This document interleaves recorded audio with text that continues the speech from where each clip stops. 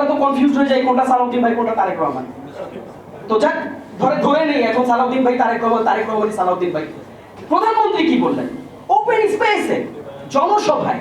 দেখেন জনসভায় যখন আপনি কোনো কথা বললেন এটা একটা social commitment, you can not deny it. হ্যাঁ আপনি ডিনাই করতে পারবেন, পরের দিন ঘুম থেকে উঠে আমিও আপনাকে মুনাফিক বলতে পারবো, we don't have any issue, you can deny, very okay. কিন্তু আপনি যদি ডিনাই করেন, আমি যদি আপনাকে মুনাফিক বলি, আপনি কিন্তু আমাকে কিছু করতে পারবেন না, বিকজ আপনার ডিনাইয়ের যদি রাইট থাকে আপনাকে মুনাফিক বলারও রাইট আছে, কারণ আপনি আগের দিন বলেছেন ইয়েস, পরের দিন বলেছেন নো।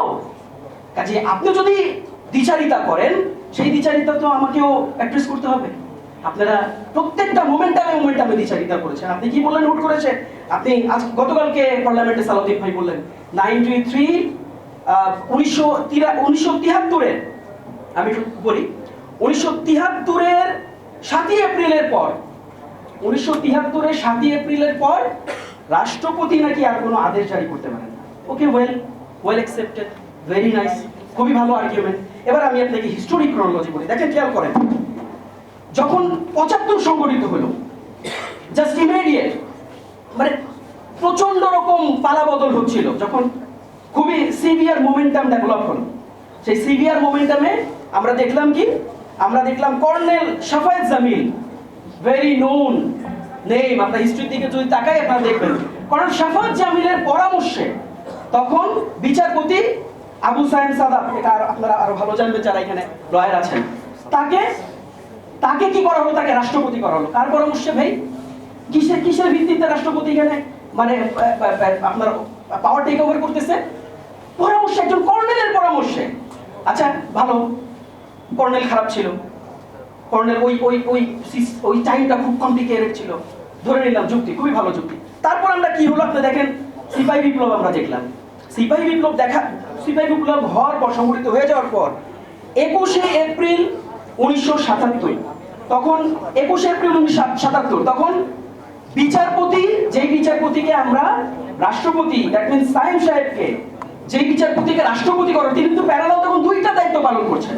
তিনি এট এ টাইম রাষ্ট্রের প্রধান বিচারপতি এবং এট এ টাইম তিনি রাষ্ট্রপতি, দুইটা ম্যান্ডেট দিয়ে তিনি রাষ্ট্র পরিচালনা করছেন। ঠিক ওই টাইমে আমরা দেখলাম বিচারপতি সায়েম, দেখেন খেয়াল করেন, ওই টাইমে আমরা দেখলাম বিচারপতি সায়েম তিনি রাষ্ট্রপতির দায়িত্বভার ছেড়ে দিলেন এবং রাষ্ট্রপতির দায়িত্বভার গ্রহণ করলেন শহীদ রাষ্ট্রপতি জিয়াউর রহমান।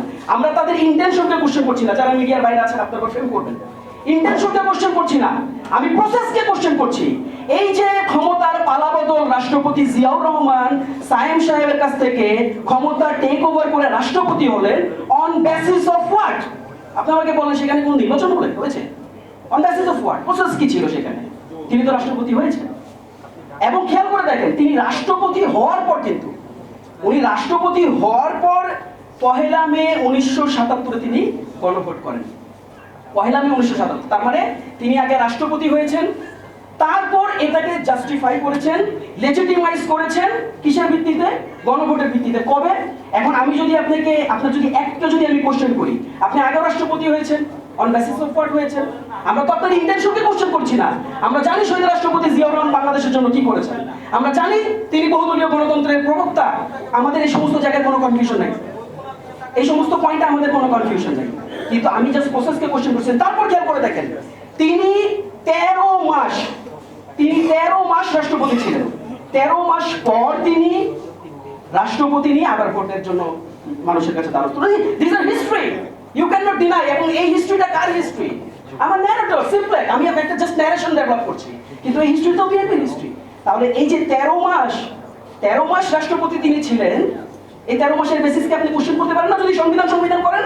আমরা তো কোশ্চেন করছি না, আমরা এই প্রশ্নটা উত্থাপন করতে চাই না, বিকজ আমরা ওই সোশ্যাল কন্ট্রাক্ট, জিয়াউর রহমান যেই ইমেজ ডেভেলপ করেছিলেন, মানুষের মধ্যে যে কনফিডেন্স ডেভেলপ করেছিলেন, মানুষের মধ্যে যে আস্থার জন্ম দিয়েছিলেন, দিস ইজ ওয়াই ওই সময় জিয়াউর রহমানকে কেউ প্রশ্ন করে নাই।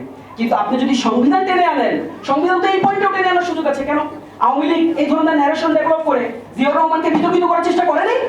On basis of what? Constitution সামনে রেখেই তো করেছিল, করেছে তো। কাজে দেখেন এই কোশ্চেনগুলো কিন্তু আগামী দিনে উত্থাপিত হবে যদি আপনি অনেক বেশি কনস্টিটিউশন নির্ভর হন। কনস্টিটিউশন সবসময় রেগুলেশন কনস্টিটিউশনকে সুপারসিড করে, সবসময় গণভোট কনস্টিটিউশনকে সুপারসিড করে। ভাই এগুলো মানে শুধুমাত্র ওই 2 যোগ দিলে 4 হয় ভাই, এটা ওই ওই মানে লজিকের উপর যদি আপনি দাঁড়ায় কথা বলতে চান তাহলে তো many question could be like there, সেই কোশ্চেনগুলো উত্থাপিত হতে পারে।